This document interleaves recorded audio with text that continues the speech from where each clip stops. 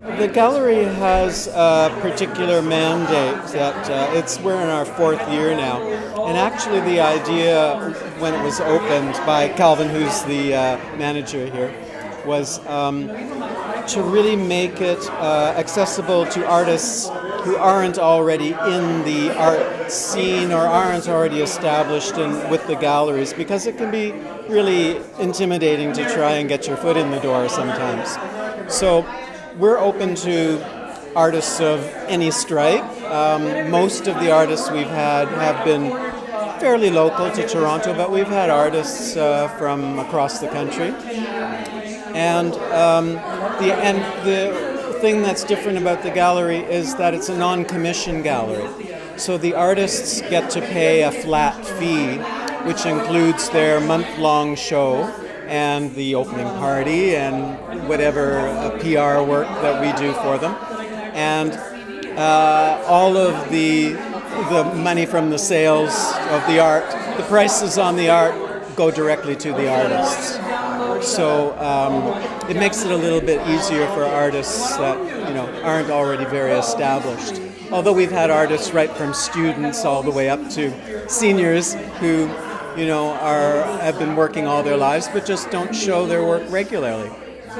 And then as far as content, we really also show everything, because with this show it's a combination of photography and multimedia. But we've connected up with the Contact Festival, so we do a photography show once a year, usually a group show, and various other events in the city. Sometimes we'll link up, but we tend to do a new show once a month, whether it's a solo show or whether, in this case, a two-people show.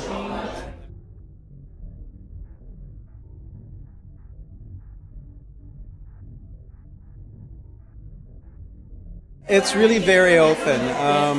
The artists tend to come to us. We have information in various places that we're open for submissions, and artists will come to us and we'll just ask them to send images, and we'll discuss how the gallery works with them. Once they've signed a contract, say, to show their work in the gallery, the artists are required to deliver their work. It usually happens on a Monday or Tuesday, and then they leave.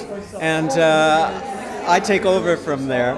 The artists aren't involved in the exhibition of the work or how it's hung or how it's displayed. I take care of that for people. And so they get to show up a day or two later for the opening party and see their final result, which is usually really exciting for artists because, I know personally, mostly you see your art stacked up against the wall in your studio. You never really get to see a lot of pieces, properly lit and hung and displayed nicely and, a nice sequence. And so, it can be a really exciting experience for an artist to walk in and see the finished result of their show. Sort of transforms, something from single pieces into something that has more of a narrative and a flow to it, and it becomes an entire event in itself rather than just looking at single pieces of art.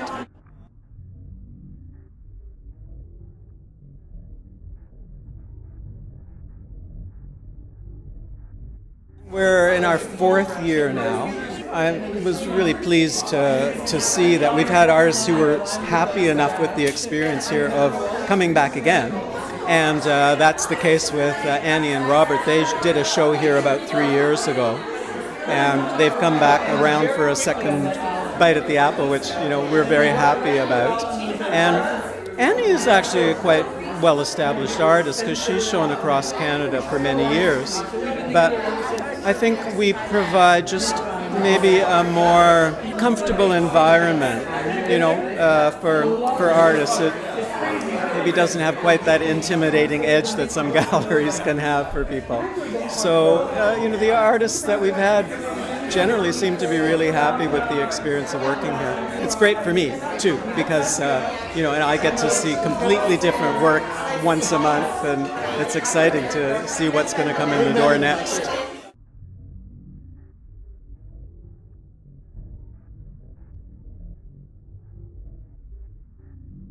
Well, media artist, installation artist, so I use a lot of different materials, but the piece itself is plywood with a stucco that you have only a certain amount of time before it hardens. So you can't do maybe a big piece all in one piece, so you'd have to do it in sections. And then the next day you're going to be okay, or else it's hardened up in a way you don't like. So you have to work kind of fast at it. So I had a number of drawings, the 4 panels, drawings first. And then when I had my stucco on, it's a bit like marshmallow. And then it starts to harden. And you can I did with a penknife. So it's like, a medium that's going to harden on you, right? So this part is plain wood up here. The rest all the way through is the stucco. And it's lacquer, done with different lacquers on top of each other. Okay? And then you wipe them off with lacquers until it starts to do what you want it to do. It's a poem by a Native woman author. And this was done, it's a poem, it's a love poem in 4 stanzas. And there's some very intriguing lines in it that I liked. I did most of the piece in the Southwest in pieces, and then brought it up to my studio in Georgian Bay, and then started to think about, do I want all 4 separated or all together? And my framer talked me into putting it all together.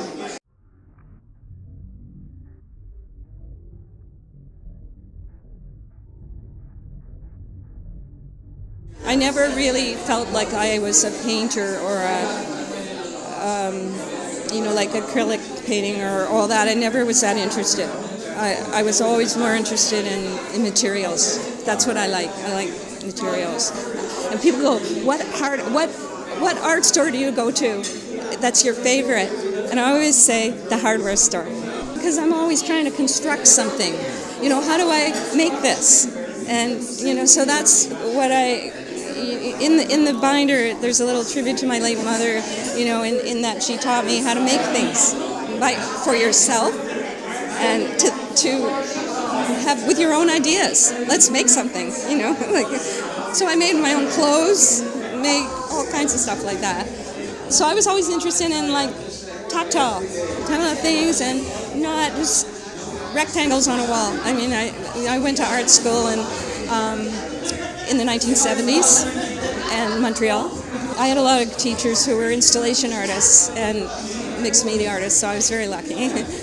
But I knew that's where I wanted to go. I didn't really fit into the painter area, and I didn't really fit into, let's say, big sculptural area with I like sculpture better, let's say, but I liked the idea of not fitting in exactly.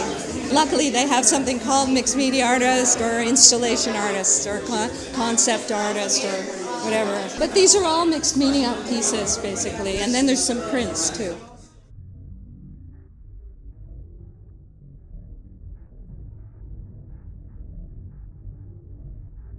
For me, these are all the special inks that come from France. I use Herbin ink, Herbin, Alalo, ALAO, and Aladine. They're all kind of luminescent luminescent inks. And then there's a Japanese brush sometimes right underneath. So the Japanese brush would be this stuff, the green. And you can just see there's a difference. You know that it's not acrylic. You know that it's not. What is it? And they call it actually pigment ink. It's called pigment ink, or like Aladine pigment ink, or Pedeo, P-E-D-E-O, with an accent. And Pedeo is like a fabric paint or a fabric, they call it fabric pigment. So those are all from France. And then the rest are from Japan. So you can really, now maybe there are other supplies. It's just that I go to the one at Eglinton, and usually Eglinton and Young, and they have some of these things, like the same thing, the Sennelier pastel. It's also from France. It's an incredible luminescent. These pigment companies in France are like 400 years old. Like Herbin ink, it says right on the thing, like 1670 or something.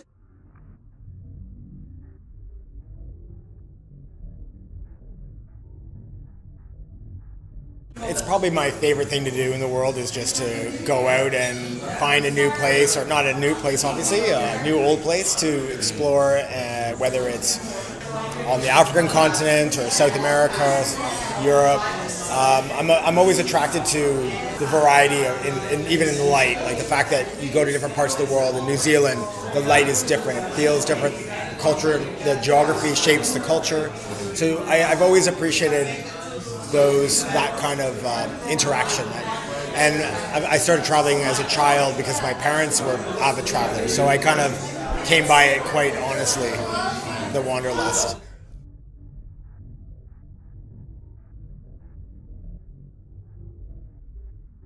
There are still a lot of places I want to get to, and in some cases, there's, in the case of like Syria, there's a war going on, so it's not going to happen. In the case of Turkey, the political and social instability there is just a little bit it's something that I'm not kind of interested in.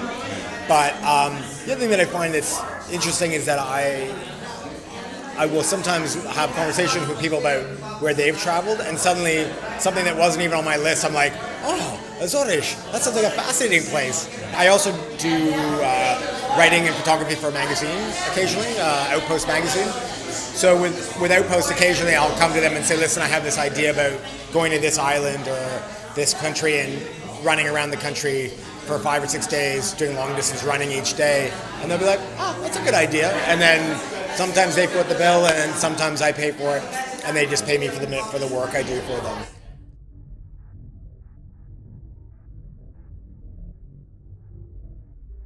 I think the amount of language you have is going to impact the quality of your experience, and so I speak some Spanish, and so I found that I tend to go back to Latin America. No, I have an affinity to it for like most of South and Central America. I just keep finding myself wanting to go back, find new corners to explore. And I am attracted to that aspect where I go, it's time. I haven't been to a Latin or Spanish-speaking country in 2 years. I need to work on my Spanish. So I'll make an effort and I'll go down to Argentina or Colombia or Nicaragua like I did last year, in part because I want to keep the language going, and because the history and the politics are quite fascinating actually too.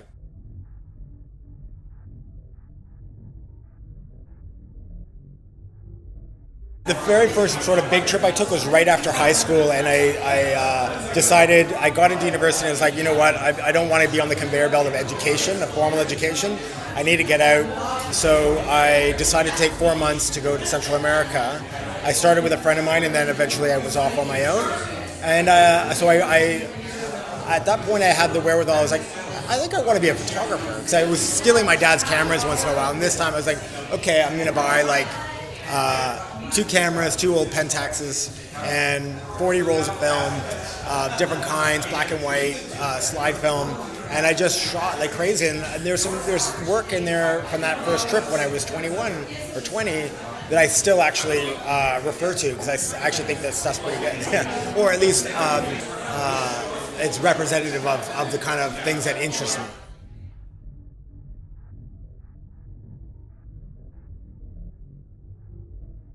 I'm a convert, there's no doubt about it. Like I think I had my last trip in 2006 when I went with Outpost magazine to New Zealand, and I had 1 camera with film and 1 camera with digital, and it I go back just for simple access. I just go back to the digital way more often, because the slides are, you have to get them professionally scanned. It becomes a kind of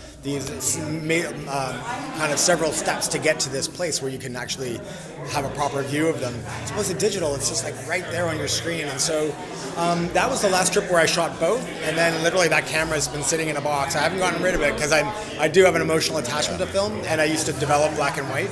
So I do appreciate that, the magic of putting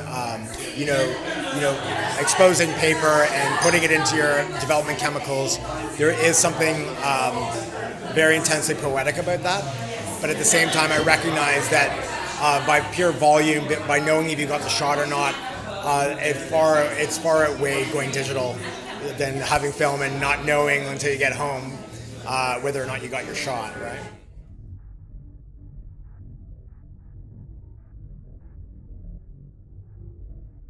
You know, it's so much about mood. I have several places in my mind that I go to when I'm like, I'm sad, or I need to get away from my life in Toronto, and I think of the Pyrenees as one place, because my parents took me there when I was 10 months old, and we were going back almost every year for 20-something years, and then I've been going back almost every year or every other year for the last 10 years. So that place is so much a part of me. So that's one of my happy places. I went to the Alps proper for the first time last year, and I'm obsessed by it. I want to go back. I love like the Eiger, Matterhorn, great mountains, a beautiful range. I'm obsessed by the Andes. It tends to be almost like geographical destinations, like I want to go to the mountains or I want to go to the sea, and sometimes it's kind of slightly interchangeable. Like I was obsessed with my time in Nepal, in the Himalayas, and at the same time I have countless happy memories in the Andes. But in terms of what's left off my list, I think there's like parts of Argentina that I want to get to. I explored a big chunk of it over a course of a month, but there's an area called Salta in the north near the Bolivian border, which I've been wanting to go to for many, many years. Canary Islands, that's on my list. I'm going to hopefully get there this year or next year. But like I said, I'm always leaving space for another revelation where someone goes, oh, what, you haven't been to this part of Mali? Okay, I gotta go. I gotta pack my bags. So I kind of always allowing for the fact that there may be something I don't know, because clearly there's a lot I don't know.